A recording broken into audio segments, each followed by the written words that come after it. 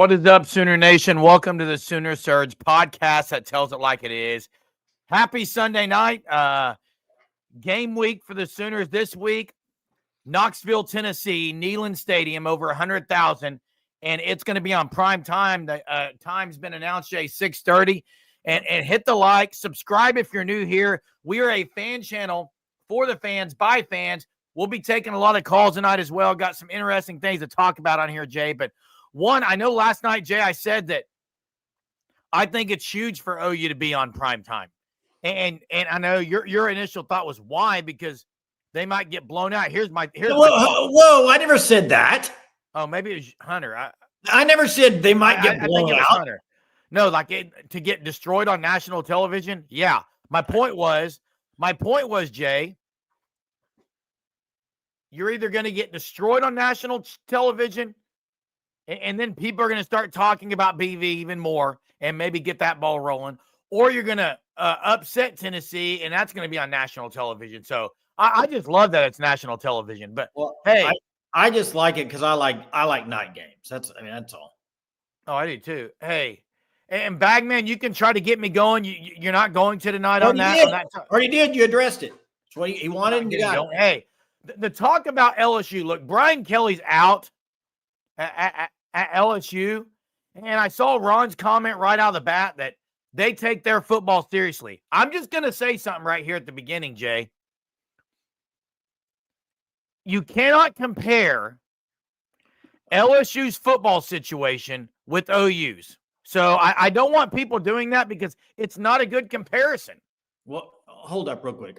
Let me say this.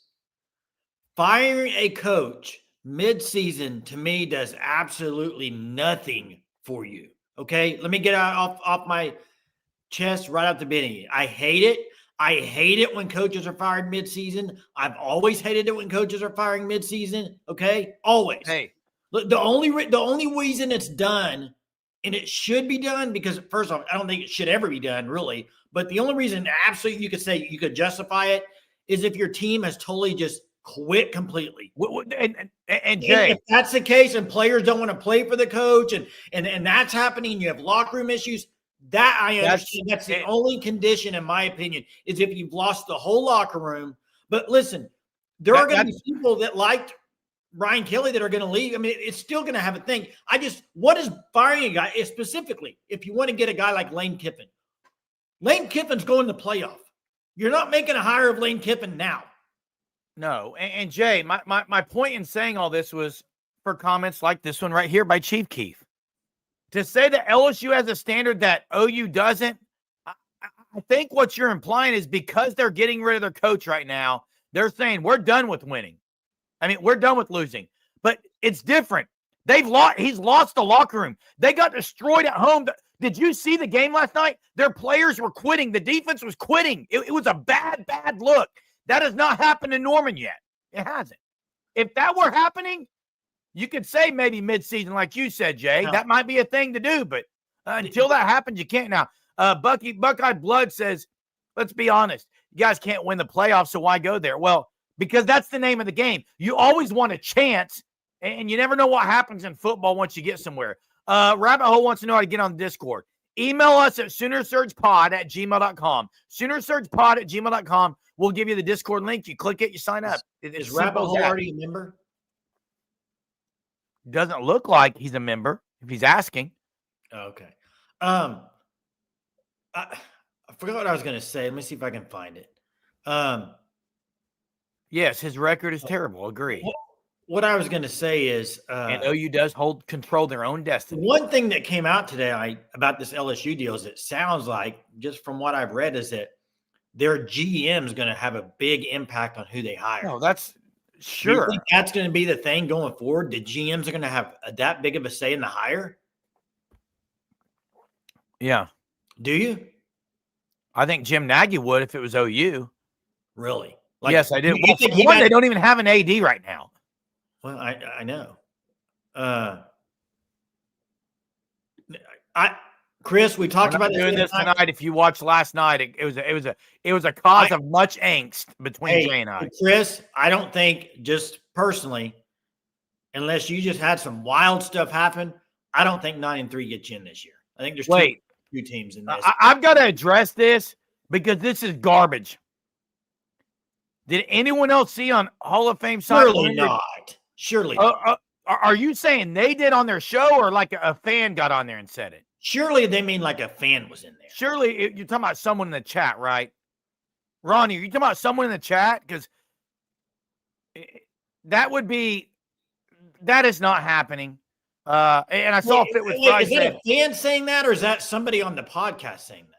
That's what I was asking, Jay. Hey, I saw the Fit with Fry comment about Mateer. Yeah, he was bad yesterday. Second half was terrible.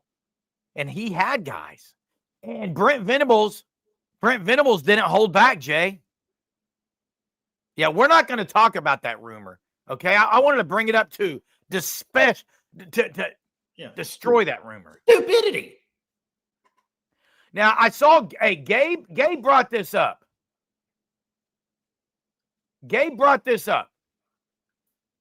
And he said if Carry-On, Elijah Thomas are good enough to play on the last play, the biggest play. Now, I am going to disagree with Gabe Eichert a little bit here. I don't know if you saw this, Jay. I have not watched the podcast. Gabe Eichert said, tell me why Elijah Thomas and Ivan Carrion and Kearney and those guys are good enough to be in on the most important play of the game, but they're not in the regular rotation. Well, I've got news for you. The Hail Mary was not the most important play of the game. They're in there because they're all 6'2" or better. Okay, that's why they were in there. It had nothing to do with being the biggest play of the football game. Okay, but Germ, do you know what one of the big plays of the game? I do agree they should play more, though. Hey, do you know what one of the big plays of the game was? 4th and 2, and they were two. One of them was in there. Do you know who the receivers were? Carry-On and Kearney. Yeah, that's baffling to me. I don't get that one at all. That was the biggest puzzling thing. And I know he's a tall guy. I know he's 6'6" or whatever, but and now Fanstop brings up this point. I think we talked about this earlier today, Jay. As an OU fan, you should root for BV to finish strong. This would not be the best year to change coaches with all the other openings. While you might not be happy with BV's success, he doesn't have a Kelly ego. Now, I'm gonna agree and disagree with some things. One, I agree he doesn't have Kelly's ego. Two, I agree that you should want BV to finish the year strong. And by strong, 9-3 or better. If he finishes 7-5, he didn't finish strong. And I disagree a little with the openings because every year I think this is the nature of the beast. It's just going to be like this.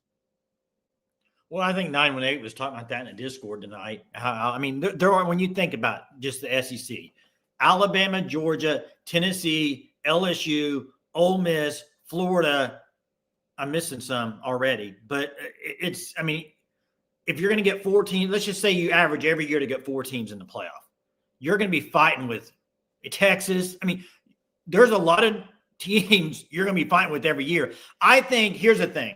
We talked about this, expectations for Oklahoma. To me, this is Brent Venables' fourth year.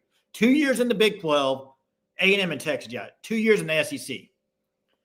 To me, as an OU fan, I know things have changed since you've left the Big 12 and the SEC. Competition's tougher. But I don't think it's out of the question, and it should be out of a standard or reality with at least every 3 to 4 years in the playoff. I'm not saying every year you're in the playoff. But they should be in the playoff conversation every year. And you might finish 1 year 3rd or 4th. You might finish next year 5th or 6th, 8-4, 9-3. But you got to make the one out of every 4 years. I think you need to be in there because I don't think teams are going to be able to, like, for instance, A&M's really good this year. But I think with the portal and everything, it can change year after year. You might not be as good next year. But you got to have standards, and standard cannot be 7-5 or 8-4. Standards got to be better than that at Oklahoma. That's their thing. Best is the standard. Yeah. And BV alluded to this. The way you win big games is with elite quarterback play. I agree. And Mateer hasn't been it. He was a lead in Auburn, 16 of his last 17. He's not it right now. And Jay, I see Brent's comment about Mateer and the O-line not helping him out. I'm gonna point to one play yesterday that Ben Arbuckle, quarterback coach, everyone on staff needs to get John Mateer, and they should get him in there and watch this one play, and it was the touchdown pass to Satania. Because what John Mateer did on that play, Jay, is he stayed in the pocket amidst pressure, stayed in the pocket. Satania did a hook. He moved Satania over while he was in the pocket and rifled a strike. He stayed in the pocket. He's leaving the pocket too much, Jay. I would agree with that. His pocket presence has been bad. That can be corrected. I would agree, Jerm. It can be corrected.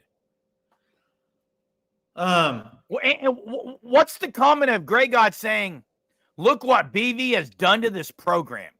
And I saw the comment about Ole Miss should never be no, he wasn't rolling right. He sat right in the middle of the pocket. Go rewatch it. He sat right in the middle of the pocket on that one. Hey, I agree. He didn't move right. I want to address this comment by Sooner fan. Let me ask this question because I'm just trying to think up top of my head. How many playoffs in the last 4 years has Alabama made? 1 or 2? I'd have to look, Jay. I don't know. They didn't make it last year. The year before, I'd have to go look, but they're not making it every year. No, who's saying you got to make it? They did when Saban was there. It's a different animal, though. I'm just saying, you're going to be, to me, fighting for the top 4 of the SEC. Yes, you should be in the mix every year. Hey, that should be like your thing. But hey, Crystal.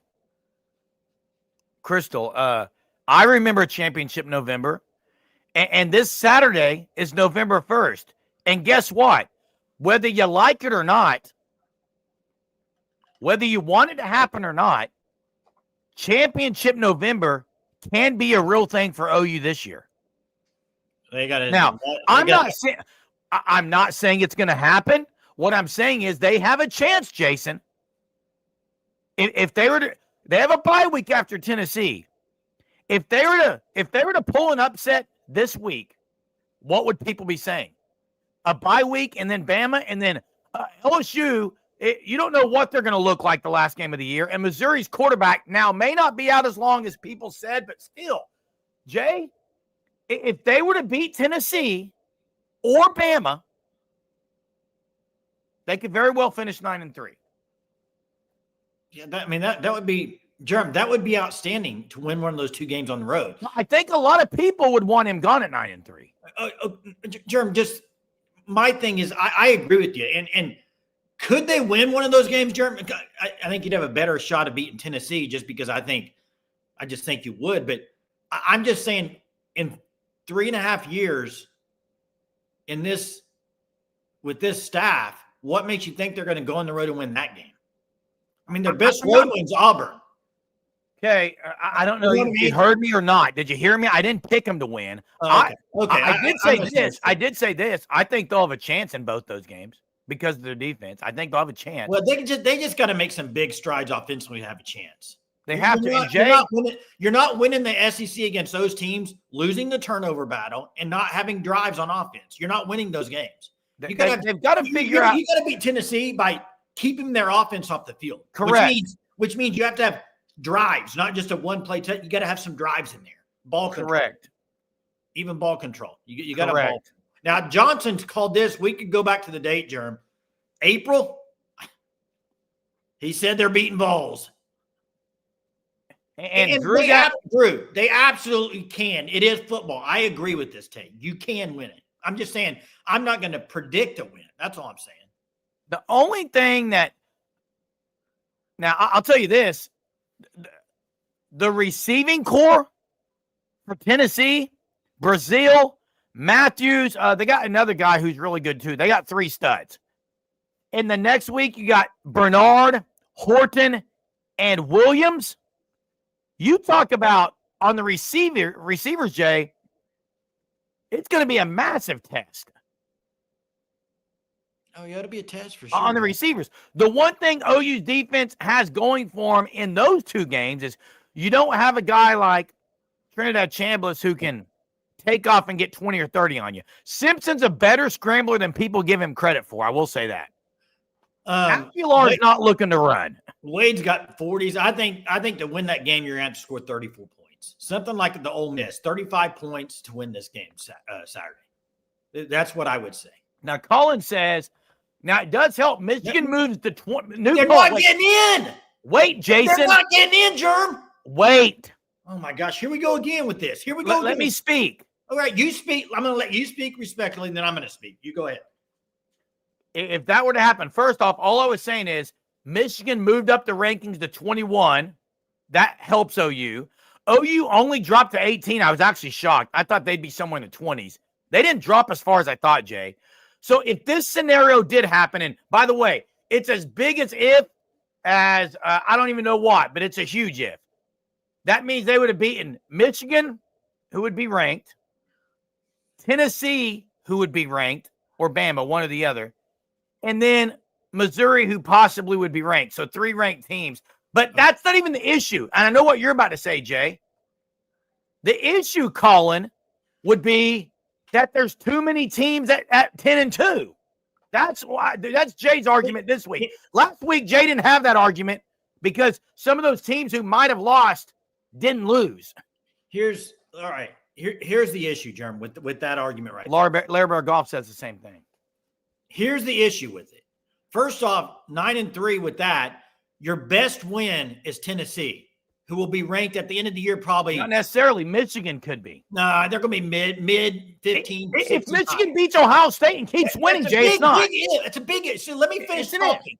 Let me finish talking. Okay. So your best win is one of those 2 games. Okay. The Missouri wins without their quarterback. He might come back, but you're going to get the whole 3rd string quarterback they have. And then LSU, basically, they're going to get quit on the team. That game's not going to mean anything. So you combine that with Ole Miss, no chance more than 2 losses. A&M, no chance more than 2 losses. Alabama, no chance more than 2 losses. Georgia, no chance more than 2 losses. And then you also throw Vanderbilt and Texas in there that could only have 2 losses in the conference. And Jay, this is why, Jay. You're not getting to 3, guys. This is why last week when I was talking about, and 2 weeks when I was talking about, man, you kind of got to root for this team. You were like, that's dumb, Jerm. Why are you even talking about it? Well, you kind of wanted other teams to win, and that didn't happen. So it wasn't too early to talk about it. You know what? Early. You know who I root for to win? The University of Oklahoma. I don't care about the other. Hey, Jay, they still control their own destiny, but they ain't winning out. Now, who said a bad team beat us? No, it was. I've never. Ole Miss is a really good team. In fact, Ole Miss choked the Georgia game away at Georgia, or that team would have been number 3 in the country. Well, Jeremy, if they would have beat Georgia, they might have been number 2. They might have been number 1 or 2. I mean, but hey, I mean, you can say both sides. You can be upset, but you can also say OU didn't play great, and they had a chance to beat Ole Miss. Now that's the loss. That's the commission is spot on. That's a loss that really ticks me off, is the Texas loss, because that's the game you needed to win. Hey, Bob changed his name to Boom Tutties, and you can see my face tonight. I worked on the lighting of the podcast because what I do here at the Sooner Surge, Jay, I'm constantly trying to improve. I'm constantly trying to be better. I don't want someone getting rid of me mid-season. I don't want the viewers to quit on me. I don't want you, Jay, to not be motivated night in, night out. So I make changes to what I have going on here. OU has to make changes, Jason, on the offensive side of the football. It needs to happen today. It needed to happen yesterday. It needed to happen weeks ago. And some of those changes you can correct. You can change your identity to ball control, take a couple of shots, do different things, run 2-back sets, go jumbo. They could change some things, but they haven't. There was I would rewatch some of the game today. A couple of things was kind of frustrating. There were a few times they ran, like OU ran this a few times where double tight ends. Why? I don't have answers. Wait, let me ask you this. Wouldn't you just rather throw a couple more receivers out there? Unless you're going to run the ball. I mean, no, Jay, that's the worst thing to say. Their tight ends can't block. You just said unless you're running the ball. OU is better at running the ball when you do have more receivers and it's spread. Yeah. That's when they run the ball their best.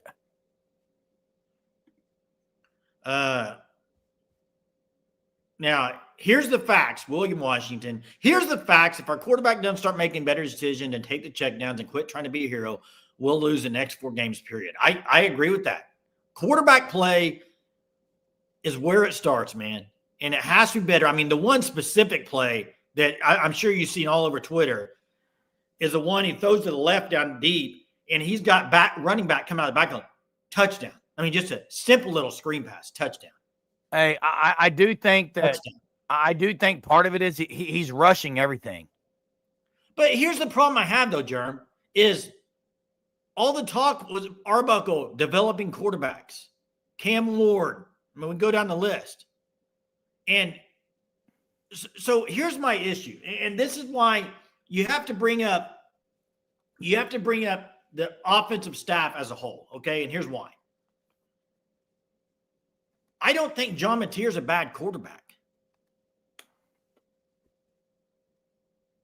He's missing right now, but a lot of people wanted him out of the portal. He didn't just all of a sudden not figure out. He's going through a major yip phase, man. They got to get him back right. I mean, I've said this before, and I know you might disagree with this, maybe not. And I've told other people this. You know what I think the number one problem at Oklahoma is? The number one problem, in my opinion, at Oklahoma right now. What's that? Okay, I'm going to try to do an analogy. I know you hate it when I do analogies. I do. But here we go. I think if you look at it now, it's 4 years, year 4. To me, there's something, is it a foot? Is that the word for it? Something afoot. I don't know if that's a word for it. But I don't know what you're trying to say. When you look at Oklahoma practices, everything, the structure of everything, I just wonder, like from top up with Brent, like the practices, the way it's all set up, they're not getting the best out of what they need to do at practice. No. It's never been right on offense, which tells me something's not going. I mean, well, maybe they're in meetings too long. I've got something feels amiss there.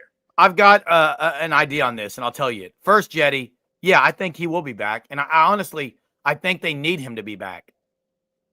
Regardless of who the head coach is, I do think they need Mateer back, even though he's been bad.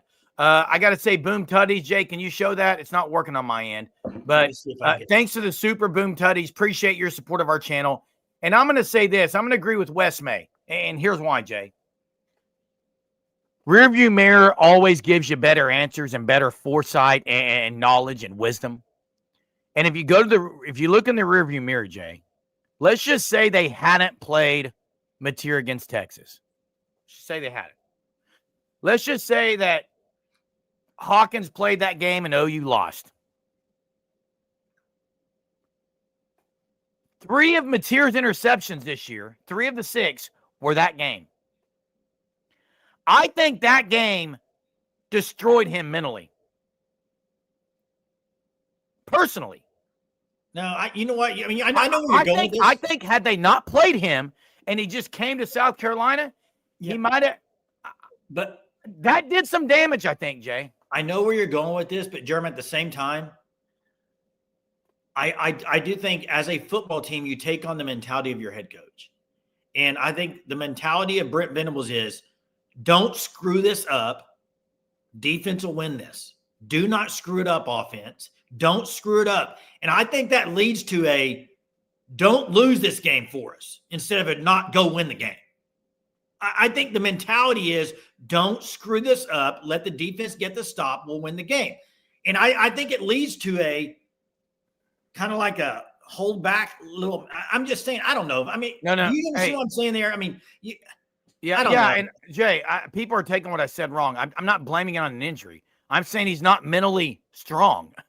And I'm saying he's not mentally strong. Hey, in this comment, I think he's right. Teams are better Ole Miss is a better team than OU. But Texas Texas, Jay, has not looked great against other teams. I agree, but hey, there was a comment I want to get to. It's from a Tennessee fan, and I want to talk about this because that's who OU plays this week. Tennessee's defense has been scored on a lot, Jay. If OU can shorten the game and actually control the time of possession and be efficient on offense without turnovers, they're going to have a chance. I need to go back to last year's stats real quick, Jay. Give me a second.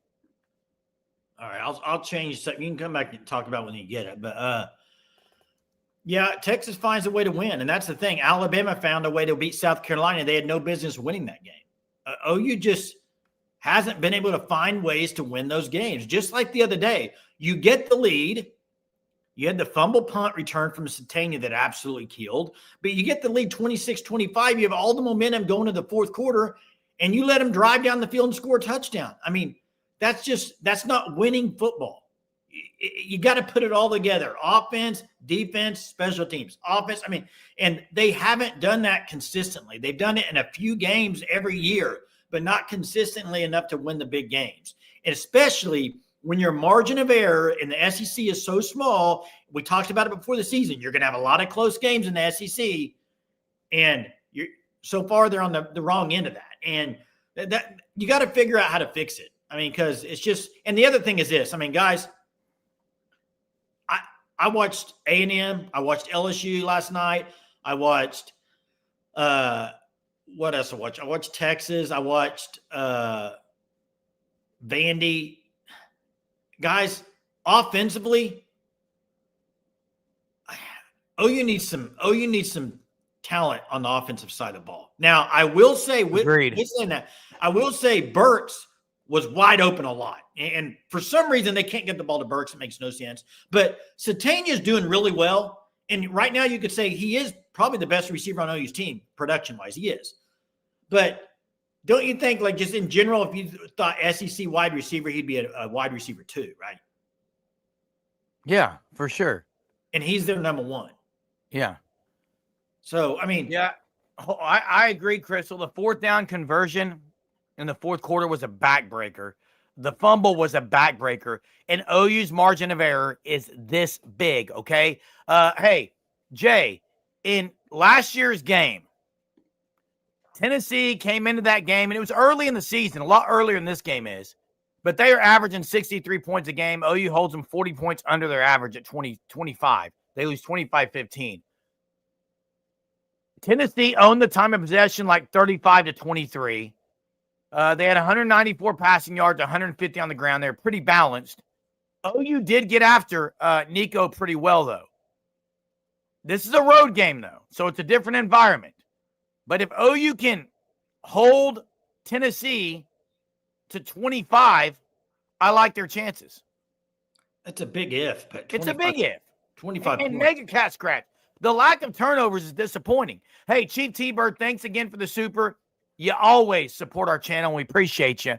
Chief says, I hate that we are wasting this defense like we did in 01 and 02. The offense has been our downfall since we pushed Levy out. Huge mistake in hindsight, in his opinion. Yeah, the plan, the design was to stroll into the SEC with Jeff Levy as your coordinator. It didn't happen. It set OU back. And what happened is OU decides to go get Seth Luttrell so that they could keep Jackson Arnold.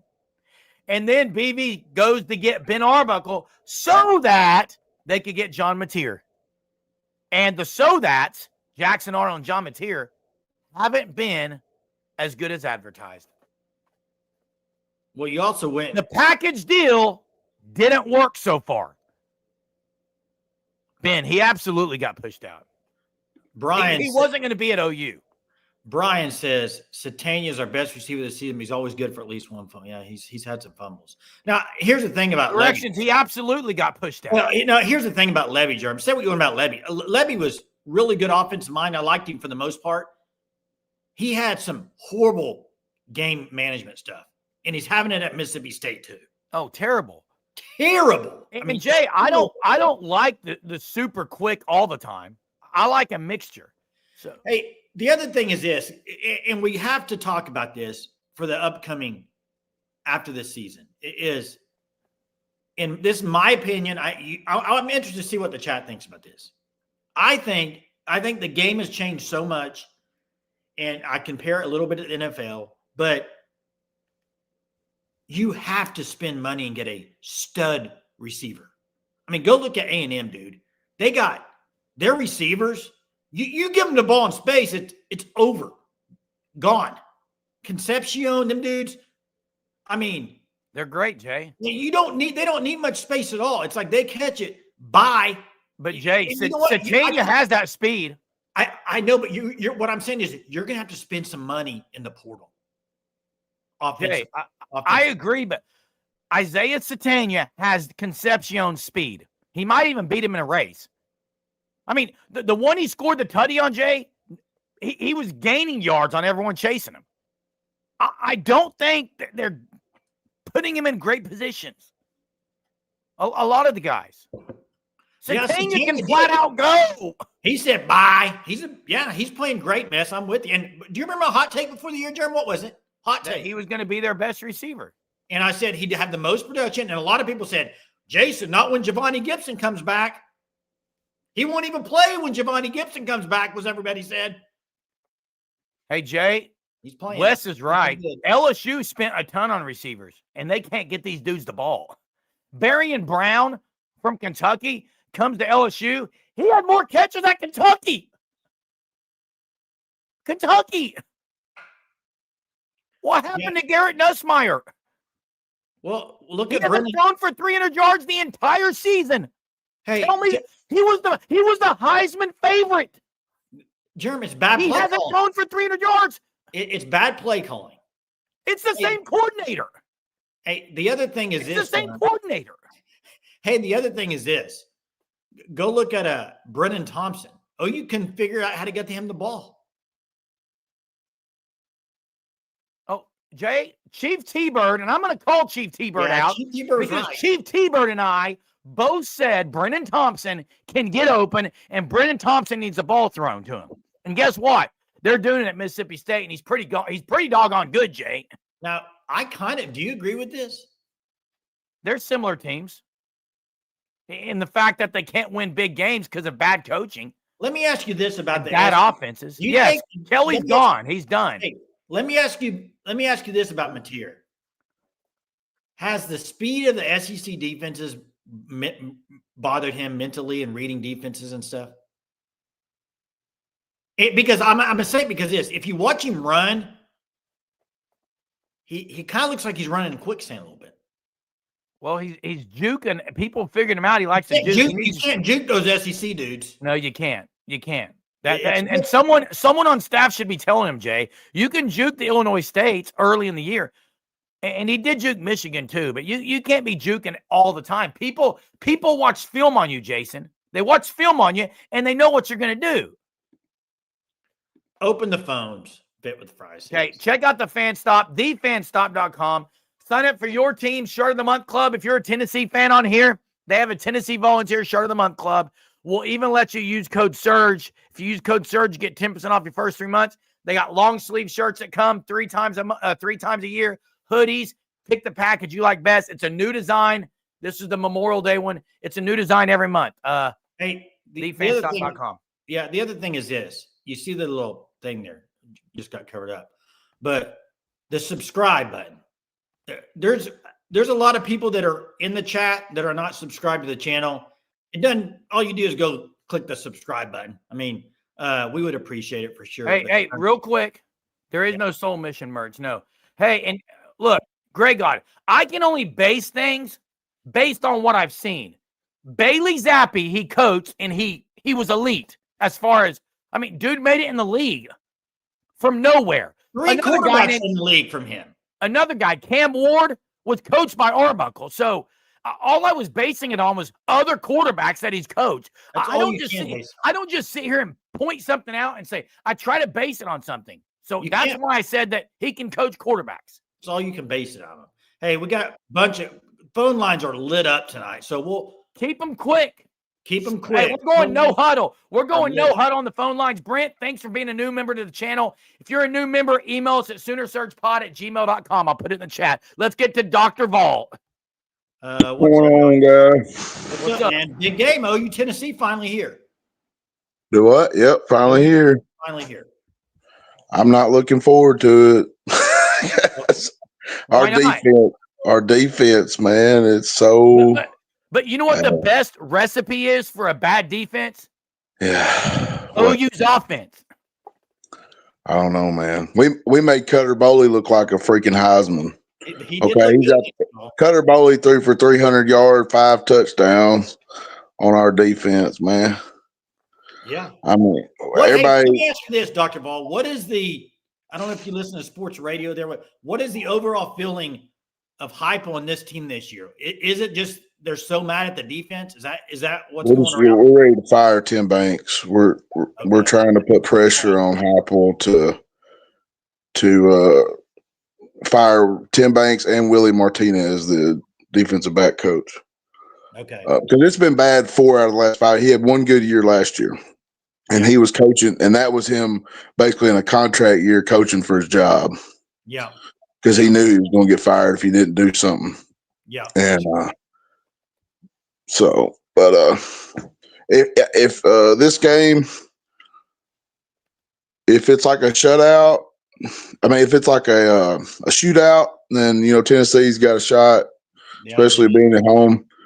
But if it kind of plays out like the Alabama game did, and the offense sputters a little bit and turns the ball over, then we're in trouble.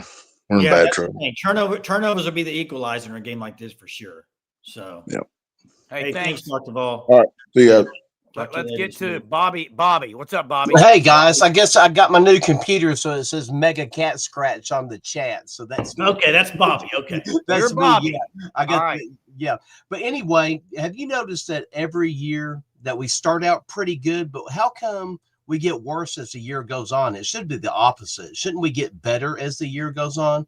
We're one of the few teams that start out really good, even in the Big 12, but we seem like we don't progress. I think part of that is the teams you're playing are getting a lot better. Okay, yeah. I mean, even as a team, even like Mateer, or you can even look at the quarterbacks that Venables had in the past, is that they seem like they don't get better. I mean, that they get a little worse. The development on the offensive side of the ball in all position groups hasn't been up to par. Yeah, and that's not a good coaching sign for me. I don't know what y'all think about it. No, it's not. The development is not. Yeah, they should be getting better. Yeah, but the same thing though, Bobby. The other thing is this: Let's just look at running back position group. Rob, it's game 8. He's only played a couple games. Yeah. Now he's going to be playing. So you don't have 6 games at the beginning of the year to really kind of improve. Barnes might be starter this week. Yeah. And then Hawkins, he might be. I mean, he's probably going to transfer after this year. And I don't want to start a rumor, but the fact that he hasn't come in, no one knows. He might have told. No, Germ. He's he not might going be redshirting. He's not going to come in for one play with the helmet because he's going to redshirt, Jay. Oh, Germ. We'll talk about this one later. We'll talk about all right. Y'all have a good night, guys. Hey, thanks, Bobby. We'll talk about that later. I want to bring that up later, Germ. Let's get Let's get to Fit. What's up, gentlemen? What's up? Can I just say this? Do they have the iPads on the sideline where you can go back and watch? Hey, Fit, my high school game I go to every Friday night, they have a big old TV on the sideline with it. It's high school. I'm sure they do. Yeah, they got that stuff. So they got the iPads, right? Yes. Yeah. Deion Burks is over there crying. I guarantee you. Listen, that guy is electrifying. He's wide open 65% of the time, and he doesn't throw. I don't know why he doesn't throw the ball to Deion Burks. Why doesn't is Mateer is he like those quarterbacks who can only read one side of the field? Is he one of those? He can only throw it to his right. Well, the confusing thing is I thought he was reading things pretty good early on, but maybe it was the teams they were playing. I don't know. Man, I'm telling you, OU should have scored 50 points yesterday.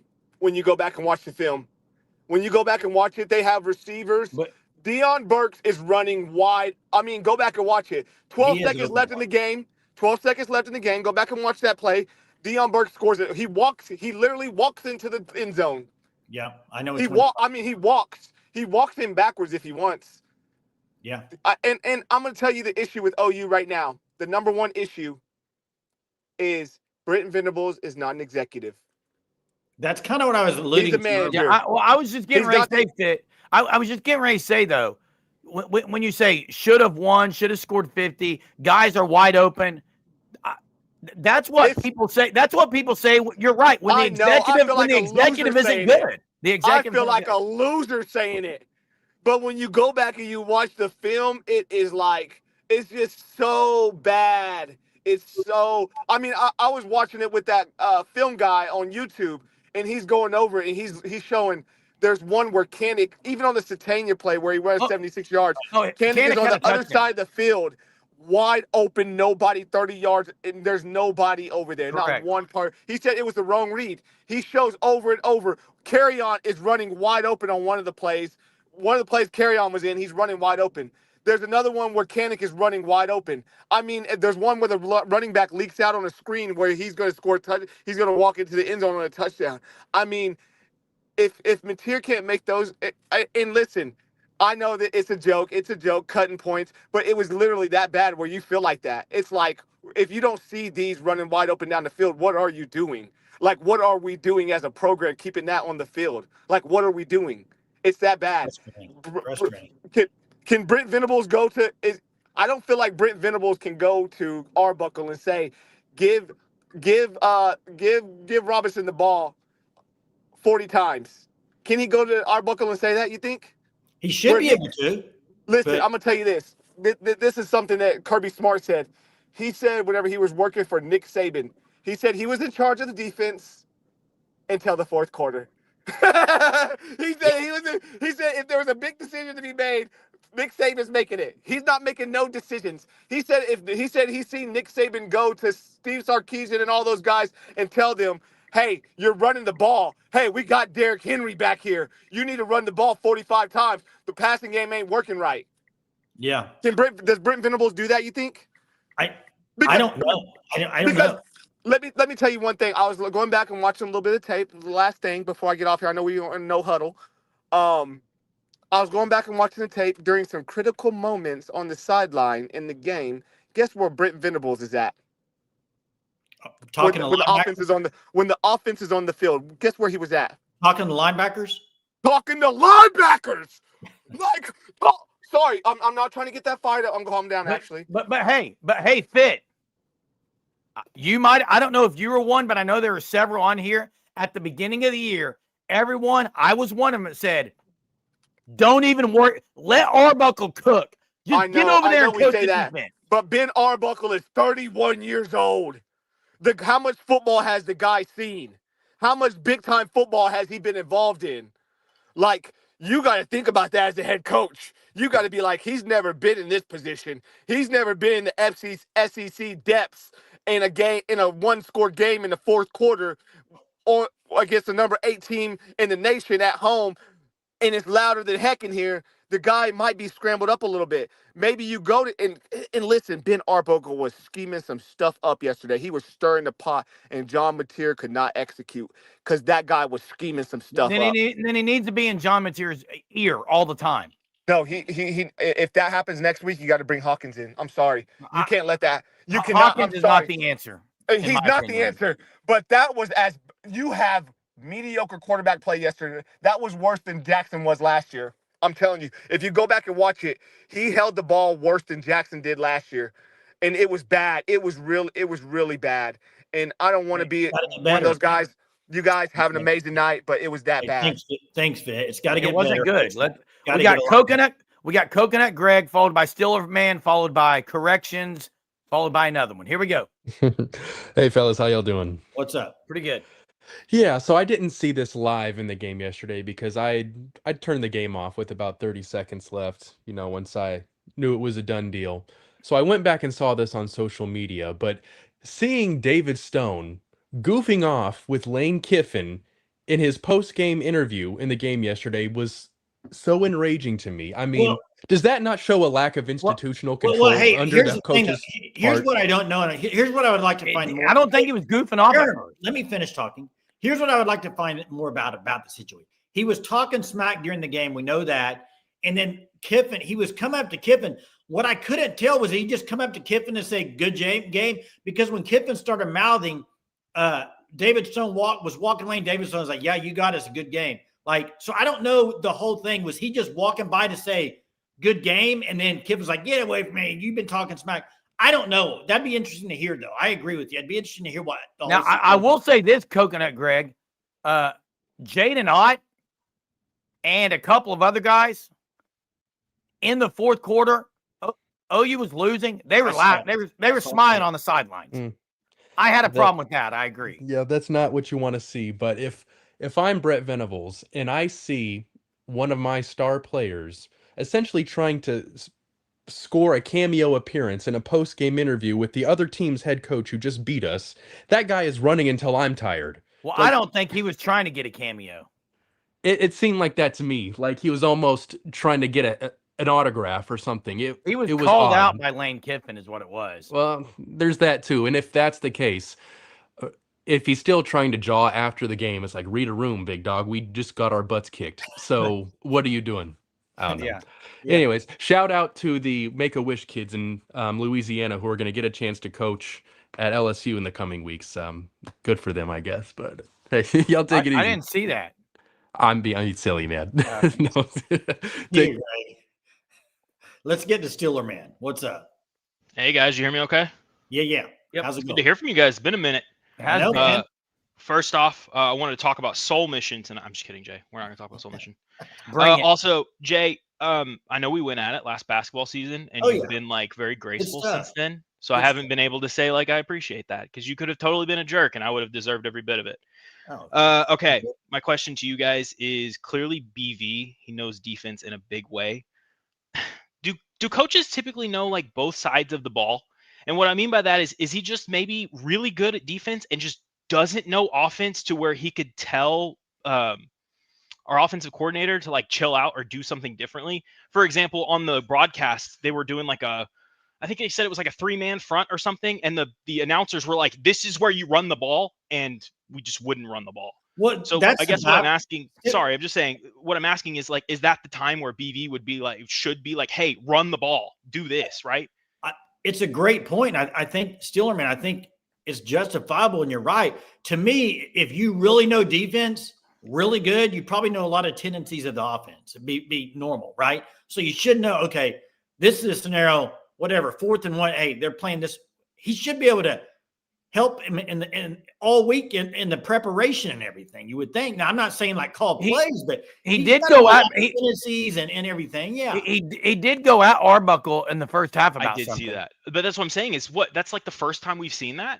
We've seen the guy for Texas A&M literally yell at the guy, run the effing ball, right? Yeah. So I want to see more of that from BV, just in terms of like, I mean, clearly Belt Buckle is a young guy, so I want to see BV like really kind of get on him. If not him, then I mean, everybody kept yelling at me. Kevin Wilson is this underrated like weapon that we have. Okay, unleash him, right? Somebody should be telling. No one knows really what he's doing now. Exactly, I agree with that. That was my argument, and I got lambasted for it, rightfully so. I'm just saying somebody should be telling Arbuckle to not run the ball sideways at the goal line, but that's neither here nor there. My other question I wanted to ask you guys is kind of around the BV thing. If we were to let him go this offseason, I'm starting to think that might not be a wise idea, even though we all want change for the entire program. Do we want our AD's first thing to do when he gets in office is to not only fire a coach, but to get a new one? Will they even have an AD by then? That's a great question. I don't know. I don't think they will, but I wouldn't mind if that's their first gig. I think that's fair. Gonna have a say. That's fair, but think about the ones that you're competing against at all those big time jobs that are now open. Mm-hmm. Yeah, you're competing against a lot. That's why today I mentioned in the Discord, if you were to go just throw this in, like an NFL guy like Zach Taylor from the Bengals, because he's a Norman guy, you're not gonna compete with these guys. People wanting Lane Kiffin. I like Zach Taylor, Jay. You can't pull a coach from LSU. You can't pull a coach even. I'm sorry, but maybe not even from Penn State right now. Yeah, like if somebody's got that job on their docket and they look at OU, why would I want to go there? Well, I hate to say it. We all wish that wasn't the case. But my thing is, as well as like maybe, I mean, Germ, you've mentioned it. I'm going to be quick because I need to get off here. We have tons of other callers, and this is not my show. Germ, you've mentioned that next year is the year that the offense should technically come together, right? Where all the pieces should fit. Those 2 bookend tackles get another year under their belt. So like the offense should technically be shored up. Do you just let it ride with new position coaches, get everyone else, and just let BV and Arbuckle say, hey, you know what? Fine. You got your last year. Your head's on the table if not. If they were going to keep BV, they would have to get rid of some offensive staff members, in my opinion. Okay. And the other thing is, technically on paper, yeah, they should be. If those bookend tackles have more experience, other guys are still there. But unfortunately, the continuity or lack of in the offense and staying technically on paper, it hasn't worked out. Yeah, and I think just my 2 cents on Mateer, I think he got rattled after that Texas game. I think he lost his confidence, and I think he just hasn't found it yet. I do too. Who knows if he does? But yeah. Real quick, my fiance loves watching you guys when you guys are yelling at the chat. So it's been a lot of fun watching her because she always hears Jeremy's like, is that the guy yelling again? So it's always hilarious. You guys are awesome. Take care and Boomer Sooner. Hey, thanks, Boomer Stiller, Sooner. Appreciate it, Stiller, man. Oh man. Hey, my wife wouldn't watch this. She probably... Let's get to corrections, followed by Mr. Stoops, followed by Colin. Hey guys, how you doing? What's up? That was pretty funny by Steeler Man about Germ yelling. That was pretty funny. But I don't know. I saw a comment earlier about Arbuckle not being able to develop quarterbacks, which is ridiculous. I mean, he only developed Cam Ward and then Mateer, who destroyed Cam Ward's records at Washington State. So that's absolutely ridiculous. But I guess the thing is that this offense lives and dies by what Mateer does as a quarterback. And he's an absolute head case right now. And everybody responds to injuries differently. So when I was a corrections officer, 6 years ago, I tore a rotator cuff in a use of force incident, and then when I came back, the doctors they were like, "Hey, you're good to go." But then I was really hesitant coming back, and so it can play really big head games on you, when you come back. But we need the first half of the season of Mateer to come back. We really do, because that's going to define the rest of the season. Yeah, and correct, because I agree with the Mateer stuff as far as, like, there's a lot put on him. And I said that early in the year, oh my gosh, they're just putting so much on Mateer. But then you go watch a lot of these other games, most good offenses, a lot of it relies on the quarterback. And he's got to be better. But go ahead. Jerem, go ahead. Oh, I was going to say, but the issue is this Saturday is going to be way more difficult than last Saturday was. It's a road environment. Yeah. Yeah, it will be. But, I mean, it's time to put up or shut up. I mean, that's what time it is. And, he's just got to get it done, because if he doesn't get it done this weekend, it's going to be a long downhill for the rest of the season. I agree. This is one you gotta steal somehow, some way. You gotta steal it. Yeah. Thanks for the call. Hey, thanks. Later, guys. Hey Jay, I saw that comment about David Stone has checked out and wants to go elsewhere. Please, that's unbelievably far from the truth. Now, real quick, Sooner Thrawn says Eric Morris, who's the quarterback at North Texas, was Ward coach at Incarnate Word and offensive coordinator at Washington State. Interesting. Mr. Stoops, what's up? Hey guys, how are you doing this evening? Good. How are you? Oh, you suck. I knew it right off the bat, Jay. I did too. I knew right off the bat. This dude changes his name every single week or every single night to try to come on here. That must have been his wife. He's had his son do it, and now his wife. It's a family affair. That's great. I love it. Family affair. Family affair. It's awesome. I had my hand on there very quickly because I knew it. Let's get. Jay, were you shocked that OU's ranked 18th and Texas is below them? I don't really look at the rankings. That was weird because I don't Texas look has at less losses. Yeah, but they're going off what Texas has pulled a couple out of the in the conference. But let's get to Colin. What's up? Get to Colin. What's up, guys? What's up? That was funny, that last caller. Oh yeah, I knew it was coming. But yeah, I think my main issue with Arbuckle is where when he first came in, he was saying, "Oh, if something's working, I'm not going to go away from it, and I'm going to keep doing it until they stop it." But he hasn't. Which is way against what we saw Saturday, where X-Rob had 9 carries for over 100 yards, and we're like, fourth quarter, no, we don't need it. We'll just keep doing QB power for the 5th time for negative yards. And just like stuff like that where it just makes me mad where, again, like you guys said earlier, I knew we weren't going to go 12-0 through this.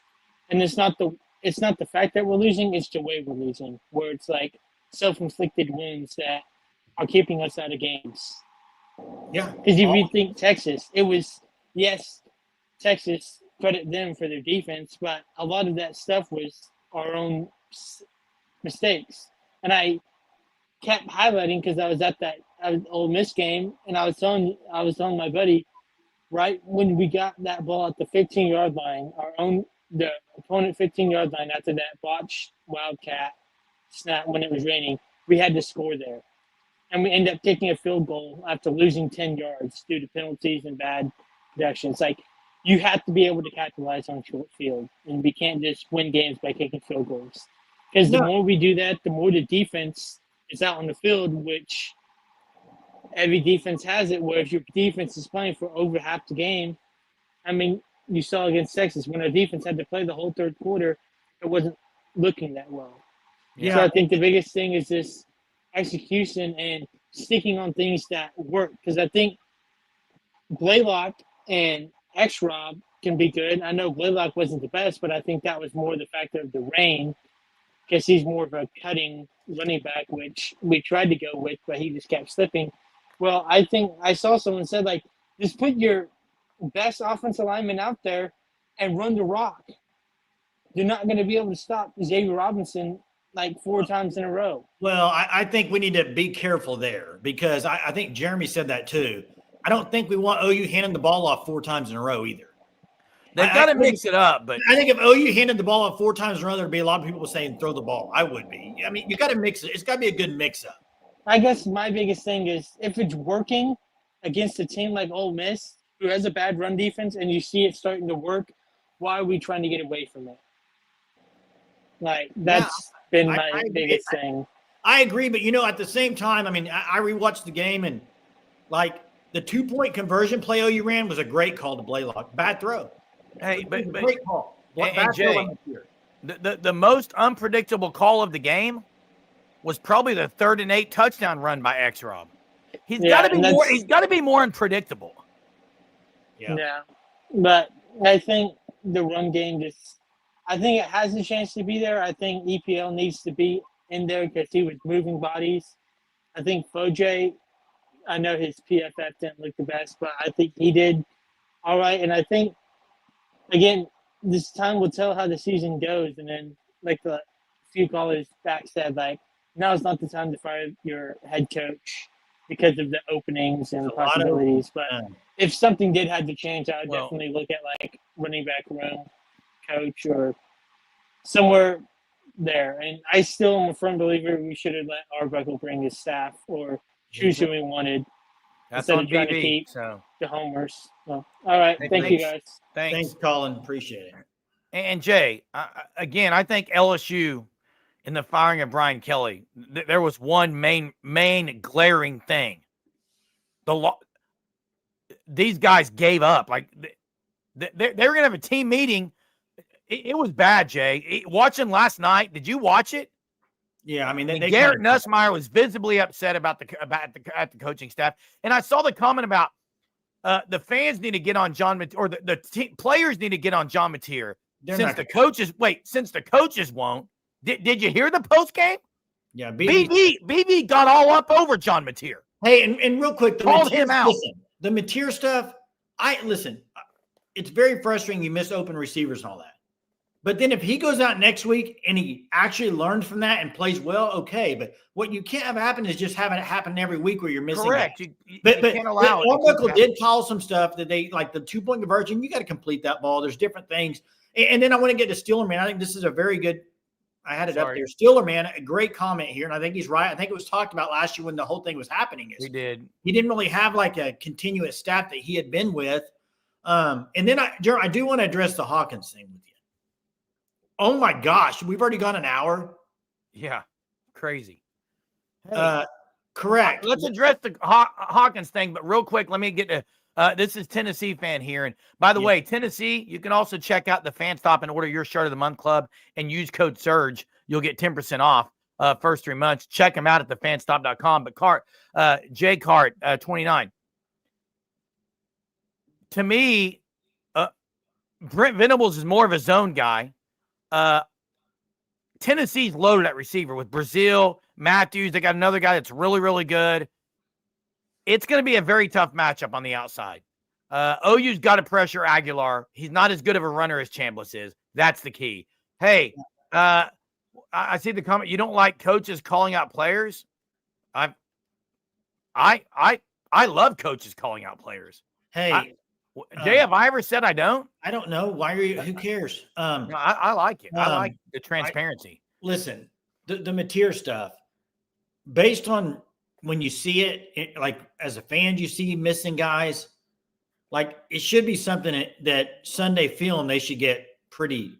You should be able to say, look, this is pretty obvious. You need to make this throw, or whatever. So hopefully they get it fixed.